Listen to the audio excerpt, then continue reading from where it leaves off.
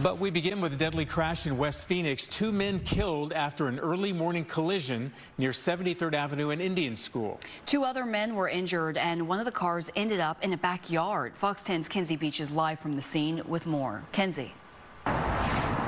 Yeah, Brian, Ashley, we actually just learned it was a head-on collision here on Indian School Road that led to the death of a 35-year-old and 37-year-old. It was a Chevrolet Camaro heading eastbound that veered over into that westbound lane, sending a Volkswagen Jetta through those cinder block walls, landing in that family's backyard. The family telling me it's not the first time a crash like that has happened here on Indian School Road.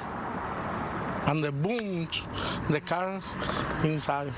Just before 2 a.m. Sunday morning, Robel Cabrera and his family were woken up in shock. Their home shaking from the impact of a car crash. Boom. Solamente sentimos y salimos afuera. We felt it and we exited the house. Right next to his bedroom, Cabrera says he knew it was a car accident, came running outside. That's when he found the car inside his backyard. When I arrived, one of them was taken out and the others were already dead. He tried to help the people stuck in the car, but Cabrera says 2 of them were already dead.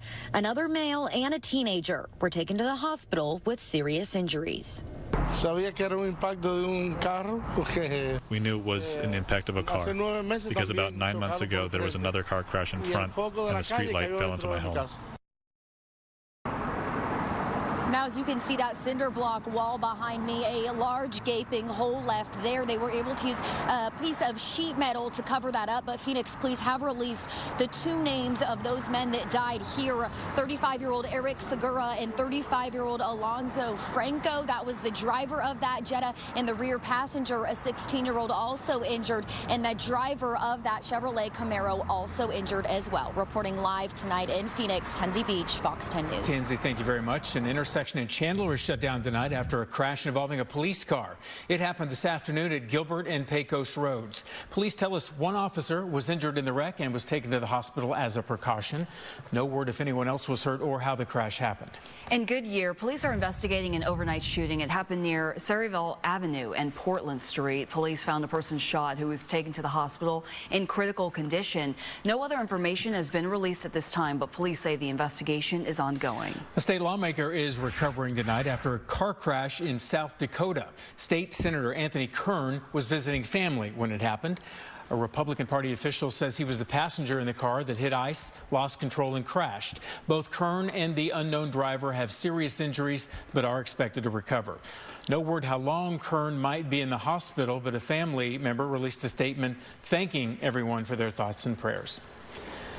Back in the valley, first a cool morning and then a warm afternoon.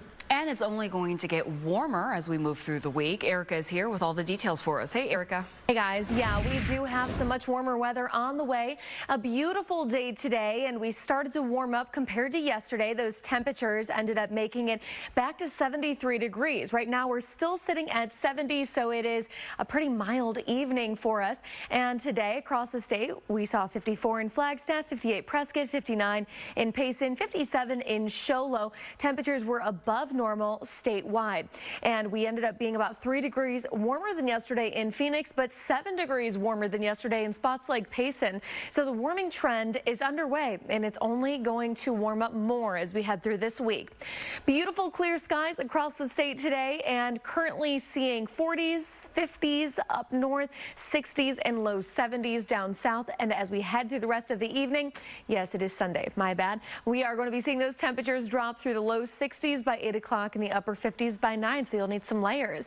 Now, going into later this week, believe it or not, we're dealing with more record heat. So those temperatures are going to be climbing by the middle and later part of the work week. We could be breaking records and tying them, but this is not the extent of the warm up. I'll let you know exactly what you can expect in my full forecast.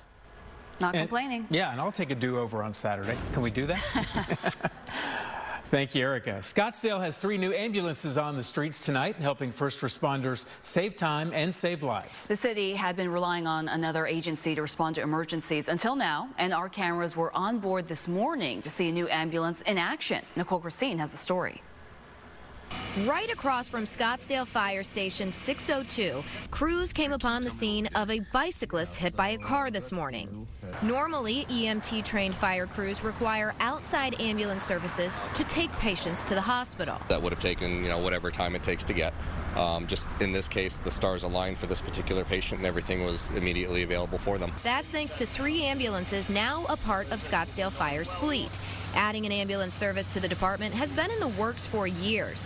Aside from cutting down response time, Scottsdale Fire says the patient today and future patients will benefit from continuity of care. Scottsdale Fire will be really taking care of the patient from beginning until the end of the call. Rescue 602 is in service and ready to serve the citizens of Scottsdale. In instances like today, when the bicyclist was taken to the hospital for further treatment, crews can now make not only initial assessments of injuries on scene, but also more thorough checks while en route to the emergency room. They're essentially putting hands on the patient in a clinical way to make sure that they're palpating, pushing, and making sure there's no additional broken bones, potential internal bleeding. Training within the department also allows crews to provide the best care, whether there's a fire to fight or not. We have now created a situation where all of our personnel are capable of working on an ambulance and on a fire truck. In Scottsdale, Nicole Christine, Fox 10 News.